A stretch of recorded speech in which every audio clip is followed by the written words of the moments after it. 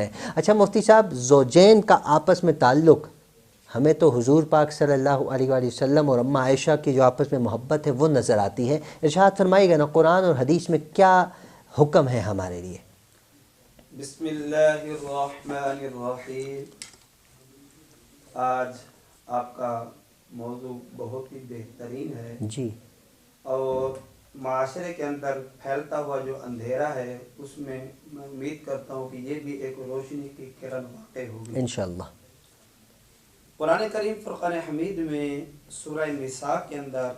اللہ سبحانہ و تعالی نے پورے کی پوری ایک ڈیٹیل بتائی ہے زوجین کو اپنی زندگی بسر کرنے کے متعلق۔ بتقاضۂ بشریت انسان ہے، نسیان سے بنا ہے، ایک ساتھ رہتے ہیں، چاہے شادی کی گئی اپنی پسند سے بھی کی گئی، لیکن اس کے باوجود بھی نہ چاہتے ہوئے بھی کچھ عرصے کے بعد زوجین کے درمیان کچھ نہ کچھ تنازعات یہ جنم لینا شروع کر دیتے ہیں۔ جی، اب ایسے موقع پر اگر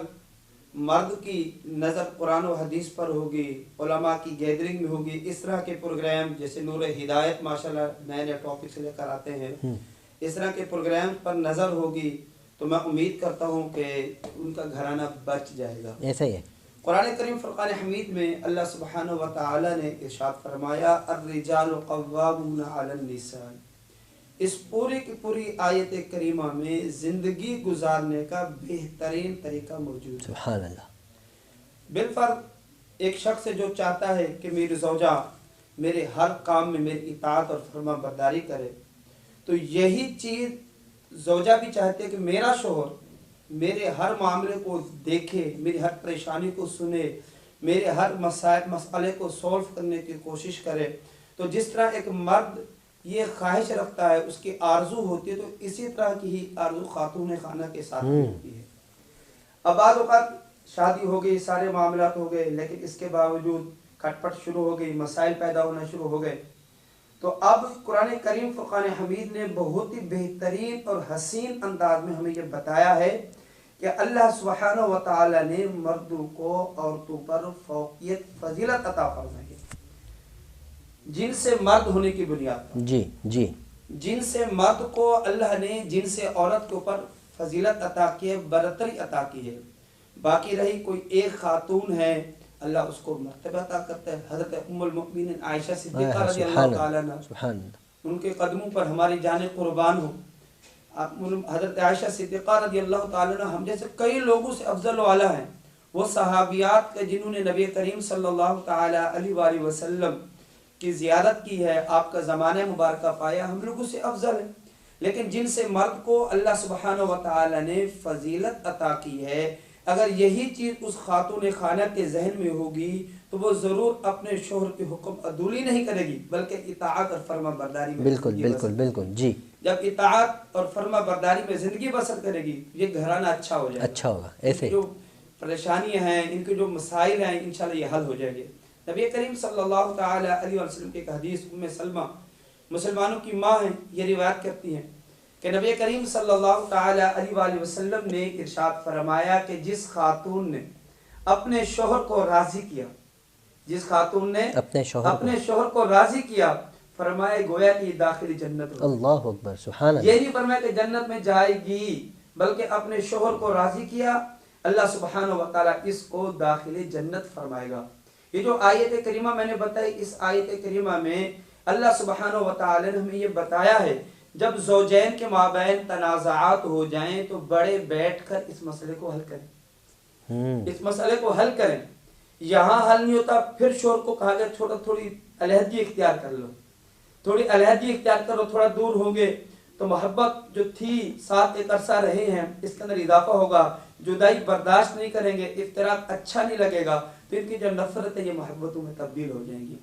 اس طرح قرآن کریم فرقان حمید کی اس آیت کریمہ کے مطابق اگر کوئی شخص اپنی گھر والی کی اصلاح کی کوشش کرتا ہے، اپنے گھرانے کو بچانے کی کوشش، لیکن مرد کو کوشش کرنا ہوتی ہے۔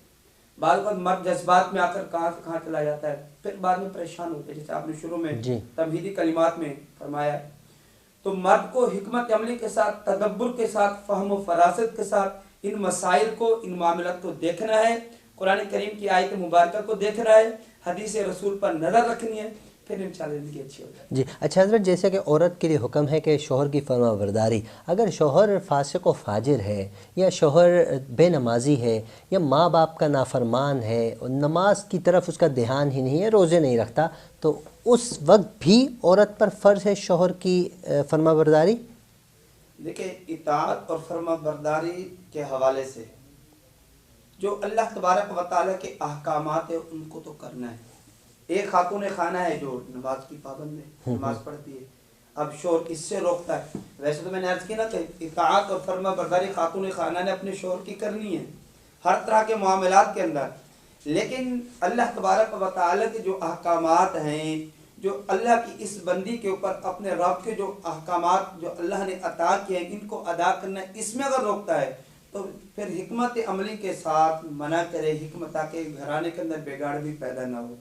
इसी तरह शोहर अगर फिस्क व फजूर में मुबतला है, गैर शरई मामलात के अंदर मुबतला है, तो अब इस शोहर को भी चाहिए, इस ज़ौजा को चाहिए कि हिकमत अमली के साथ अपने इस शोहर की बुरी आदत को तर्क करे। अगर जज्बात में आकर जैसा उसके मामलात उसी तरह के इसने भी बिहेवियर इख्तियार कर लिया, अंदाज इख्तियार किया, ना चाहते भी घराना टूट सकता है। अच्छा हज़रत, मुझे ऐसा लगता है कि मर्द हज़रात को, जो शादीशुदा मर्द हज़रात होते हैं, उनको ये तलाक़ के मौज़ूआत सुनने चाहिए, तलाक़ के मौज़ूआत सुनकर उसको समझना चाहिए। तलाक़ के आजकल जो हमारे माशरे में बहुत आम है, आप इस पर क्या रोशनी डालना चाहेंगे? देखिए, एक शख्स है जो रोज़ा रखना चाह रहे हैं ना, रोज़ा रखता है, तो आप इसको रोज़ों के मसाइल के बारे में पता जी। बच्चा बालिग हुआ, अब इसको बालिग होने के बाद के जो अहकामात हैं इसके बारे में इसको मालूम होना चाहिए। इसी तरह एक शख्स जब वो निकाह करने के लिए जाता है तो इसको निकाह करने के बारे में पता हो, इसको पता हो कि मेरी ज़ौजा के मेरे साथ कौन से हुकूक मुत्तसिल हैं, ताकि मैं उन हुकूक को दुरुस्त अंदाज में इख्तियार कर सकूँ। इसी तरह की बच्ची है, उसका निकाह हो रहा है, उसकी शादी हो रही है, तो उसको पता हो कि अब मेरे शोहर के मुझसे कौन कौन से हुकूक लाहिक हो रहे हैं और वो कौन कौन से हुकूक है जिनका वो मुझसे तकादा करते हैं, ताकि मैं उनको दुरुस्त कर सकूँ। इस तरह हम बच्चों के निकाह हो रहे हैं, सारे मामलात हो रहे हैं, लेकिन बच्चों को पता ही नहीं है। बाद औक़ात ताल्लुक़ ज़ौजैन कायम करना मना है। अब मखसूस हालात के अंदर एक खातून खाना है, अब बच्चों को पता ही नहीं है इन मसाइल के बारे में, तो इसके लिए ज़रूरी है कि वो इन मसाइल को जाने। जब इनको जानेगा फिर गुनाह नहीं करेगा। इन मसाइल को जानने के लिए उलमा का रुख करना होगा, मालूमात हासिल करनी होगी, तभी जाकर आपको फ़वाइद हासिल होंगे। लेकिन हम लोग उलमा इकराम से दूर होते चले जा रहे हैं, हमारी नाकामी है। हम इंसान जो अपने आप को मुसलमान कहलाते हैं, उलमा इकराम ही हमें सही दर्स दे सकते हैं इन मामलात पर। अच्छा हज़रत, तलाक़ की बात चल रही है, जैसे कि कुरान मजीद में सूरह तलाक़ भी है और उसके अलावा कई मकामात पर अल्लाह रब्बुल इज़्ज़त ने तलाक़ का लफ्ज़ इस्तेमाल किया है। इतनी अहमियत क्यों दी गई है कुरान में, इरशाद फरमाइएगा ना। देखिए, कुरान करीम फुरक़ान हमीद में अल्लाह सुब्हानहू व तआला को ये अमल जो कि हलाल है ना बज़ाहिर, कि किसी वजह से जब ज़ौजैन के अंदर न बन रही हो, आपस में इंतशार और इफ्तिराक हुई हो, बड़ों ने भी कोशिश की हो, हर तरह के मामलात किए हैं, लेकिन इसके बावजूद भी इस घराने के अंदर बनाव नहीं हो रहा है, तो अगरचे ये काम हलाल है, ठीक है ना, लेकिन अल्लाह सुब्हानहू व तआला को नापसंद है। अल्लाहु अकबर। अल्लाह सुब्हानहू व तआला को ये अमल नापसंद है। इसी वजह से कुरान करीम फुरक़ान हमीद में अल्लाह करीम ने तलाक़ से मुताल्लिक़ सूरत नाज़िल की और सूरह निसा के अंदर भी इन डिटेल में अल्लाह सुब्हानहू व तआला ने इसके बारे में इरशाद फरमाया। सूरह बक़रा के अंदर भी अल्लाह तबारक व तआला ने इससे मुताल्लिक़ बताया है कि इंसान को चाहिए इस अमल से अपने आप को बचाए। अल्लाह ने एक मखसूस वक्त अता किया है, इस मखसूस वक्त में हमने दुनिया में रहना है। अब इसमें अपने रब की इताअत और फरमाबरदारी करके हम इस दुनिया से कामयाब हो। अच्छा हज़रत, मादरत के साथ क़ता कलामी, अच्छा जैसा कि कुरान में भी आपने इरशाद फरमाया और उसके अलावा हम सुनते हैं, बचपन से सुनते चले आ गए, अगर आपका वालिद मोहतरम उफ़ करें तो अल्लाह का अर्श हिल जाता है। इसी तरह सुना है कि जब ज़ौजैन में आपस में लड़ाई होती है, तलाक़ तक बात पहुँच जाती है, उस वक्त भी अल्लाह का अर्श हिलता है। इस पर क्या इरशाद फरमाएंगे आप? देखिए, मैंने जैसे अर्ज की है कि अल्लाह सुब्हानहू व तआला को ये अमल नापसंद है, ठीक है ना, अल्लाह सुब्हानहू व तआला को ये अमल नापसंद है और उस खातून खाना के लिए कहा गया है कि जो बग़ैर किसी उज़्र शरई के, किसी शरई मजबूरी के अपने शौहर से तलाक़ का मुतालबा करते हैं, آج ہمارے معاشرے کے اندر ایک یہ بھی بہت بڑا المیہ ہے، کمبائن فیملی رہتی ہے، شوہر اپنی حیثیت کے مطابق سیپریٹ روم بھی دے رہا ہے، لیکن اس کے باوجود بھی یہ ایک ضد ہوتی ہے بلا وجہ کی، میں نے الگ رہنا ہے۔ اب وہ اس کو افورڈ نہیں کر پا رہا ہے، لیکن اس کے باوجود اس کی یہ ضد ہے بلا وجہ کی، نہیں میں نے یہ کام کرنا ہے، مجھے الگ سے گھر لے کر کے دو، جس کی وجہ پھر بگاڑ پیدا ہوتا ہے۔ اسی طرح دیگر کئی معاملات ہیں جس میں خاتون خانہ، اور اسی طرح سے چھوٹی چھوٹی باتیں ہوتی ہیں، اس خاتون خانہ نے جا کر کے گھر والوں کو بتایا۔ نبی کریم صلی اللہ تعالی علیہ وسلم کی ایک حدیث میرے ذہن میں آ رہی ہے، وہ خاتون جس نے بغیر کسی عذر شرعی کے طلاق کا مطالبہ کیا، اللہ سبحانہ و تعالی اس کو جنت کی خوشبو دیتا ہے۔ اللہ، جنت کی خوشبو بھی نہیں، اللہ، جو کہ سینکڑوں میل دور ہوں گے اور جنت کی خوشبو آ رہی ہوگی کہ جنت قریب ہے، اس میں جانے والے ہیں۔ لیکن جو خاتون خانہ اس طرح کے مطالبے کرتی ہے بلا وجہ میں، شوہر کے اندر کوئی عذر بھی موجود نہیں ہے، یہ جو میں نے عرض کی ہے، بھئی میرا میک اپ کا سامان پورا نہیں ہے جی، مجھے سیپریٹ روم لے کر دو جی، الگ سے معاملہ تو میں اپنے گھر میں، لیکن حضرت اس کا حق بھی تو ہے نا۔ نہیں، حق تو ہے، شریعت نے حق دیا ہے، ایسی بات نہیں ہے،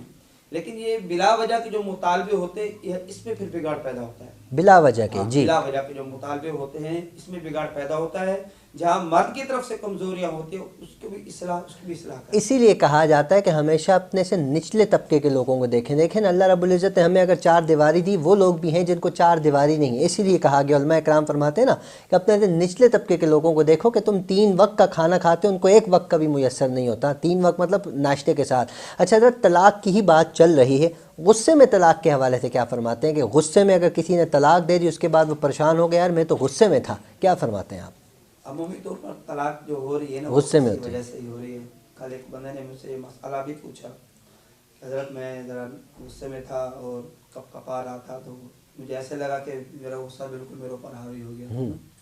میں نے ان سے یہی عرض کی کہ مذاق میں مسکراتے ہوئے تو کوئی اپنی زوجہ کو طلاق دے گا نہیں، تو غصے میں ہی دے گا۔ دیکھیں شیطان بھی غصے کے وقت بالکل حاوی ہوتا ہے۔ فقہائے کرام نے ہمیں ایک ضابطہ دیا ہے، اگر ایسا غصہ ہے کہ عقل ہی جاتی رہی، اب ہمارے یہاں جو عمومی طور پر غصہ ہوتا ہے، سرخ ہو جانا، ٹھیک ہے نا، الفاظ درست ادا نہ کر پانا، اور اسی طرح سے ہاتھ پیروں کا کانپنے لگ جانا، ہم یہ سمجھتے ہیں کہ اس طرح جب غصہ ہوتا ہے تو یہ اینڈ ہے، نہیں، بلکہ یہاں تک اگر غصہ ہے تو فقہائے کرام نے فرمایا ہے اس غصے میں اگر کسی نے اپنی زوجہ کو طلاق دی تو وہ طلاق واقع ہو جاتی ہے، اس غصے میں کسی نے طلاق دی تو وہ طلاق واقع ہو جائے گی۔ اب اگر ایسا غصہ ہے کہ عقل ہی جاتی رہی، اس کو پتہ ہی نہیں ہے، وہ ایک الگ صورتحال ہے، اور 99% جو ہے وہ یہی ہے کہ عمومی غصہ ہوتا ہے، لال پیلا ہو جانا، ہاتھوں کا کانپنا لگ جانا، ہاتھ پیروں کا، اور اس طرح سے الفاظ درست ادا کرنے پر قادر نہ ہونا، تو یہ جو معاملات ہوتے ہیں، اتنا جس کو غصہ آیا، اس صورت میں اگر کسی نے طلاق دی وہ طلاق واقع ہو جائے گی۔ اور اگر مذاق میں دے دی بھائی، جیسے آپ نے فرمایا نا، ہنستے ہوئے تو خیر کوئی نہیں دیتے، لیکن مذاق میں دے دی تو اس کا کیا فرمایا؟ ہیں نمبر 1 نکاح، طلاق، اور طلاق دینے کے بعد ایجاب و قبول کرنا نا، رجاعت کرنا، تو یہ 3 عمل ایسے ہیں کہ اگر کسی شخص نے مذاق میں بھی کیا نا تو یہ نافذ العمل ہو جاتے ہیں۔ اب کسی نے طلاق مسکراتے ہوئے کہا، بعض اوقات ایسے پروگرامز ہو رہے ہوتے ہیں، اگر کسی نے اپنی زوجہ کو مسکراتے ہوئے پھر بعد میں کہے کہ قلبی طور پر میرا ارادہ نہیں تھا، ایسا مزاح میں نے اس طرح کا عمل کیا ہے، تو شریعت مطہرہ کے اندر یہ واضح ہے، کوئی مذاق کے اندر دے یا سنجیدگی کے ساتھ دے، طلاق واقع ہے۔ اچھا حضرت، ایک بندہ ہے وہ اپنی وائف کے ساتھ رہنا نہیں چاہتا،